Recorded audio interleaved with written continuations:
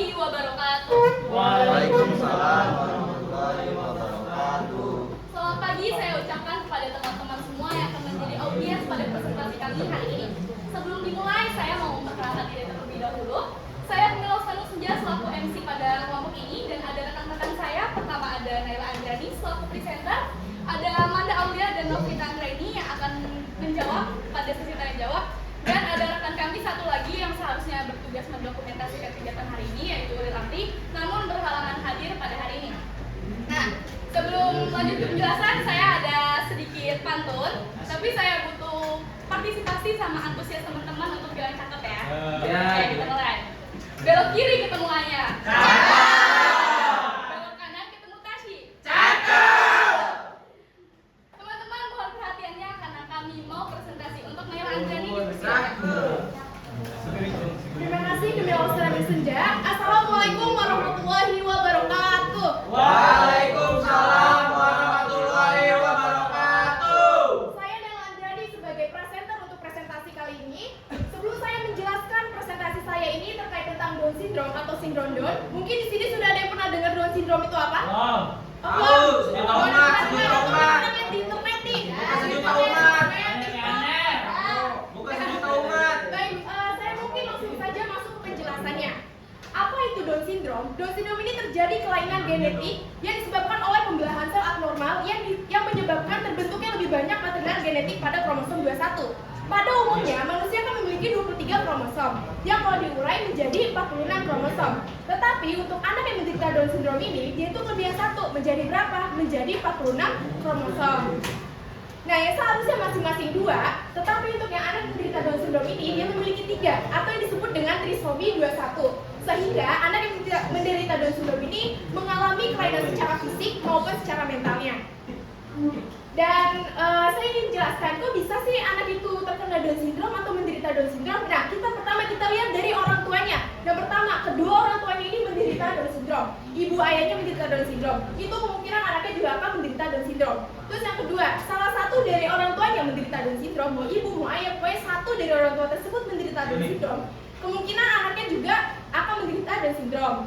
Tetapi kita lihat dari level genetik pada orang tuanya. Kenapa? Karena kromosom dari genetik kedua orang tua tersebut sangat mempengaruhi apakah anak tersebut akan menderita Down syndrome atau tidak.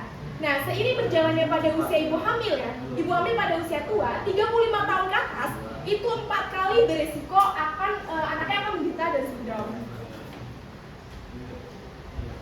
Nah, kita masuk ke ciri-ciri Down syndrome. Mungkin kalian gak asing untuk ciri-cirinya ya. Karena kenapa? Karena kayak sama kan? Sama, karena dia memiliki khas khusus gitu. Nah, kami menjelaskan itu, menyebutnya itu fasias Down syndrome, di mana kedua matanya itu bentuknya sipit atau swine eyes, terus memiliki jembatan hidung yang lebar dan juga memiliki telinganya yang kecil. Itu mukanya khas untuk Down syndrome. Dan juga ada nih kelainan yang tidak bisa kita lihat dari luar, yaitu ini kita bisa lihat, nah, kelainan pada jantungnya, kelainan pada tiroidnya, dan juga kelainan pada sistem pencernaannya. Secara mental, untuk kelainan pada fase perkembangan itu ada yang lebih, ada gejala yang paling berat dan paling ringan. Nah, untuk yang paling berat ini adalah contohnya seperti keterlambatan perkembangan. Keterlambatan perkembangan secara menyeluruh atau disebut dengan developmental delay. Untuk yang paling ringan ini adalah contohnya seperti gangguan kognitif pada anak Down syndrome yang memiliki tingkat kecerdasan yang subnormal, atau IQ-nya itu kita bisa bilang IQ itu lebih rendah dari anak-anak pada usianya. Nah, untuk kalau misalkan ada yang bingung, bisa nggak sih kalau Down syndrome itu bisa dilihat dari fase kehamilan ibunya gitu? Nah, jawabannya bisa. Ada beberapa pemeriksaan yang bisa dilakukan pada ibu hamil untuk mengetahui pada janin anaknya tersebut. Yang pertama, itu ada pemeriksaan yang namanya USG. Mungkin kalian udah tahu ya USG ya? USG fenomena tertentu di mana seperti gelombang ultrasonik untuk mengetahui pada janin tersebut. Yang kedua, ada pemeriksaan disebut dengan CVS atau Clearance Pilus Sampling. Itu di mana jaringan plasenta dari ibu tersebut diperiksa genetiknya apakah ibu tersebut memiliki trisomi 21 atau tidak. Terus yang ketiga ada pemeriksaan NIPT atau non-invasive parental testing. Itu di mana pemeriksaan itu 99% mengetahui apakah anak itu akan mempunyai trisomi atau sindrom lainnya. Nah, terakhir ini ada pemeriksaan yang namanya amniocentesis. Itu di mana cairan kelenjar dari ibu tersebut, kelenjar dari ketubanya diambil dan diperiksa di laboratorium apakah memiliki genetik itu apakah memiliki trisomia 21 atau tidak. Nah juga untuk per tahunnya nih kita lihat dari per tahunnya untuk hampir 3.000 sampai 5.000 ya. Total itu di 3.000 sampai 5.000 yang menjadi Tourette syndrome. Nah untuk tahun ini itu secara menyeluruh untuk seluruh dunia itu hampir 8 juta. Nah terima kasih, mungkin demikian dari kelompok kami. Kurang lebih yang mohon maaf bisa dilanjutkan oleh MC kita. Terima kasih. Terima kasih Naila. Oke, jadi di sini saya mau narik kesimpulan dari penjelasan yang sudah disampaikan oleh Naila.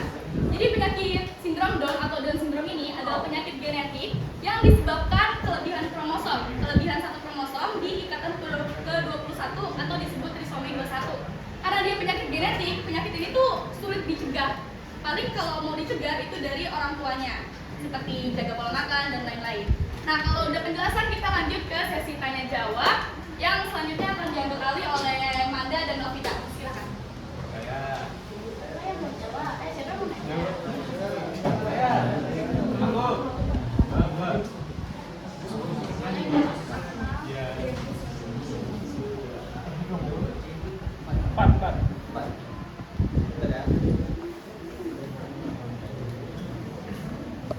Saya Mario Prasetyo dari kelompok 4 ingin bertanya, apakah ada pengobatan yang bisa dilakukan oleh penderita Down syndrome?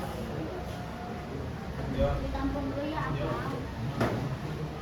Ya, terima kasih. Selanjutnya boleh Rifa. Assalamualaikum warahmatullahi wabarakatuh. Waalaikumsalam warahmatullahi wabarakatuh. Saya Rifatika Arifa dari kelompok 3, izin bertanya. Tadi kan ini kan materinya tentang Down syndrome ya. Terus saya minta penjelasannya tentang apa perbedaan Down syndrome sama autisme. Terima kasih. Terima kasih Rifa. Selanjutnya Haikal boleh.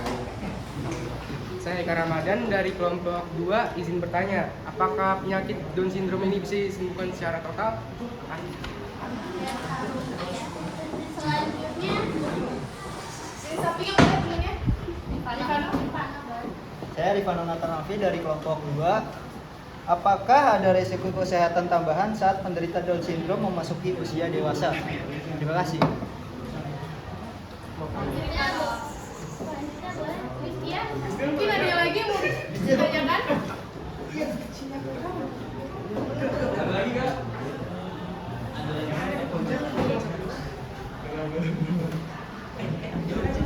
Sudah. Ada yang mau ditanya lagi? Kalau tidak ada, nanti kami lanjut. Sudah bisa lanjut menjawab aja, Novita dan Manda.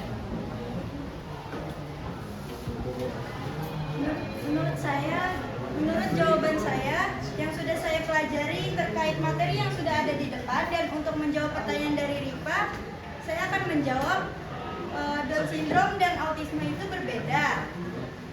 Karena Down syndrome adalah kelainan genetik terkait kromosom, sedangkan autisme adalah gangguan perkembangan saraf. Seseorang dengan Down syndrome bisa saja memiliki autisme, tetapi tidak semua penderita Down syndrome memiliki autisme. Begitu pula dengan sebaliknya. Oke, makasih Manda. Selanjutnya Dan untuk menjawab pertanyaan dari Haikal, saya akan menjawab. Jadi Down syndrome itu tidak bisa disembuhkan secara total karena kondisi ini disebabkan oleh adanya kromosom tambahan. Kondisi ini berlangsung selama seumur hidup dan tidak ada cara untuk menghilangkan kromosom ekstra tersebut. Jadi di sini saya ingin menjawab pertanyaan dari Akmal. Tadi kan pertanyaannya, apakah ada pengobatan yang bisa dilakukan oleh penderita Down syndrome? Jadi jawabannya itu, penderita Down syndrome itu tidak dapat disembuhkan. Namun cara pengobatannya itu bisa berupa terapi fisik, bicara, okupasi, serta intervensi pendidikan dini yang dapat membantu penderita berkembang secara optimal. Ya, terima kasih ya. Sama. Terus selanjutnya saya ingin menjawab pertanyaan dari terakhir pertanyaan siapa? Rifana ya.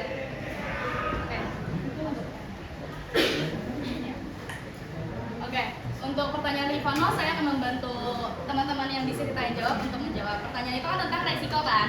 Nah, untuk penyakit Down syndrome ini resikonya ada dua. ada yang di usia umum atau di usia dewasa. Di usia umum itu biasanya gangguan mental, kesehatan mental. Apalagi di Indonesia ini kan sering mandang sebelah mata ya, jadi itu ngeganggu mentalnya para penderita. Terus juga obesitas, karena metabolisme penderita tersebut tuh biasanya cenderung lambat sesuai dengan pemikirannya dulu juga. Nah terakhir dari usia dewasa itu dari penglihatan sama pendengaran juga bisa. Penglihatannya contohnya katarak, terus pendengaran masalah pendengaran yang kritis, terus juga Alzheimer kayak hilang ingatan dan sebagainya. Terus juga ada masalah gangguan sistem pencernaan dan lain-lain, masih banyak lagi resikonya karena penyakit ini cukup bahaya. Namun bagaimana supaya risiko ini nggak berkelanjutan? Jadi harus ada perawatan secara rutin untuk mengurangi risiko-risiko dari penyakit Down syndrome tersebut. Bagaimana Rifano? Oke, kalau tadi penjelasan udah, sesi tanya jawab udah, sebelum ditutup kami butuh evaluasi dari kelompok lain untuk kelompok kami. Teman-teman ada yang mau mengevaluasi? Oh, rekan kita lagi nih tadi yang cerita jawab Sinja. Oke. Dari mana nih? Dari mana boleh? Saya Rifano Alfi dari kelompok 2 akan mengevaluasi kelompok 1. Dari segi PPT-nya cukup bagus. Dari penyampaian presentasinya jelas, bagus. Dan MC-nya good lah. Sama sesi tanya jawabnya bagus juga. Ada lagi? Oke, boleh. Saya Alfianto Kurniawan, izin mengevaluasi kelompok 1. Presentasinya tertata rapi, dari nada suaranya juga tinggi, penjelasannya bagus. Mungkin cukup.